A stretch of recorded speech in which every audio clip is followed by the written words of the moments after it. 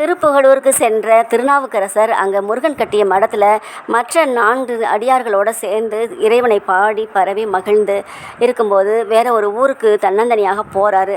போகும்போது அவருக்கு பசியும் தாகமும் அதிகமாக இருக்குது, சோர்ந்து போகிறாரு. அப்போ தான் இறைவன் ஒரு வழிப்போக்கன் மாதிரி வந்து கட்டு சோறும் தண்ணீரும் கொடுத்து அவரை காப்பாற்றுறாங்க. சாப்பிட்டு முடித்தவொடனே பார்க்குறாரு, வழிப்போக்கனை காணோம். அப்போ இது இறைவன் செயல் தான். தாயினும் சால பரிந்து பசிக்கு உணவு படைத்த இறைவனை நினச்சி அப்படியே ஆனந்த கண்ணீர் வடிக்கிறாரு. அதுக்கப்புறம் காளஹஸ்திக்கு போகிறாரு. அங்கே போகும்போது தான் வட கையிலையே பார்க்கணும் அப்படின்னு ஆசை வருது. அடியார்களோடு சேர்ந்து காசி விஸ்வநாதரை தரிசனம் பண்ணிட்டு 80 வயதை கடந்த திருநாவுக்கரசர் தன்னந்தனியாக பயணத்தை தொடர்கிறாரு. தொடர்ந்துட்டே இருக்கும்போது அவருடைய வயோதிகம் காரணமாக உடம்பெல்லாம் சோர்ந்து போகுது, கைகள் கால்கள்லாம் தேஞ்சு போகுது, சோர்வடைஞ்சு அவர் மெதுவாக நகர்ந்து படுத்து கொண்டு மலை மேலே ஏறுறாரு. அப்புறம் மார்புலையும் தேஞ்சு போய் ரத்தம் வழிய ஆரம்பிச்சிருது. அதுக்கப்புறம் மயங்கி விழுந்துறாரு. அப்போ தான் கைலை எம்பெருமான் அவருக்கு முன்னாடி ஒரு முனிவர் மாதிரி தோன்றி, அப்பனே கைலை மலை மனிதர்கள் காண முடியாது, திரும்பி போங்கள் அப்படின்னு சொல்கிறாரு. அப்போ இவர் சொல்கிறாரு, கைலை மலையை காண்பேன் அல்லது என் உயிரை விடுவேன் அப்படின்னு சொல்கிறாரு.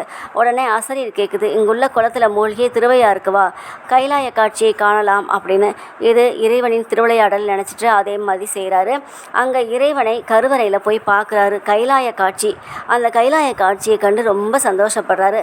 அதே சமயம் மதுரைக்கு போயிருந்த ஞானசம்பந்தர் சமணர்களின் தீய செயல்களை ஒழிச்சு கட்டி சைவ மதத்தை தலைத்தவங்க செய்கிறாரு.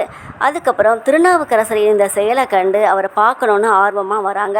வரும்போது அவர் பல்லக்கிலேருந்து சொல்கிறாரு, திருநாவுக்கரசரை எங்கும் தேடியும் காணுமே அப்படின்ட்டு. அப்போ அவர் சொல்கிறாரு, நான் தங்களை சுமந்து வருகிறேன், பல்லக்கை எடுத்து வருகிறேன் அப்படின்னு சொல்கிறாரு. அதை கேட்ட உடனே, என்னை விட தாங்கள் பெரியவர், என்னை சுமக்கலாமா, இது எனக்கு பாவம் அல்லவா அப்படின்னு சொல்லிட்டு இறங்கி அவர்கிட்ட மன்னிப்பு கேட்குறாரு. அதுக்கப்புறம் இறுதியாக திருப்புகலூரில் உழவார பணியை செய்கிறாரு திருநாவுக்கரசர். அவர் செடி கொடிகளை தோண்டி கீழே எறிகிறாரு. எரியும் போது அங்கே தங்கமும் மாணிக்கமும் நிறைய கிடைக்குது. அதை பார்த்துட்டு சாதாரண கல் மண் மாதிரி அவர் என்ன செய்றாரு, அதை எடுத்து ஓரமாக போட்டுறாரு.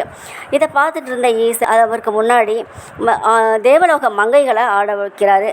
அதுலேயும் கொஞ்சம் கூட நாட்டம் இல்லாமல் இருக்காரு. இது எல்லாம் இறைவனின் திருவிளையாடல் அப்படின்னு நினச்சிட்டு, இங்கேயே நமக்கு முக்தி கிடைத்தால் நல்லா இருக்கும் அப்படின்னு இறைவனை வேண்டிக்கிறாரு. அதேபடி இறைவன் அவர் கேட்ட வரத்தை கொடுத்து தன்னோட இணைச்சிக்கிறாரு. தொண்டின் மூலமாக முக்தியை அடையலாம் அப்படிங்கிறதுக்கு மிக சிறந்த உதாரணம் திருநாவுக்கரசர். இவரை பற்றி சுந்தரமூர்த்தி நாயனார் சொல்லும்போது, திருநாவுக்கரையரிடம் அடியார்க்கும் அடியேன் அப்படின்னு சொல்கிறாரு. 63 நாயன்மார்களில் மிகவும் முக்கியமானவர் திருநாவுக்கரசர்.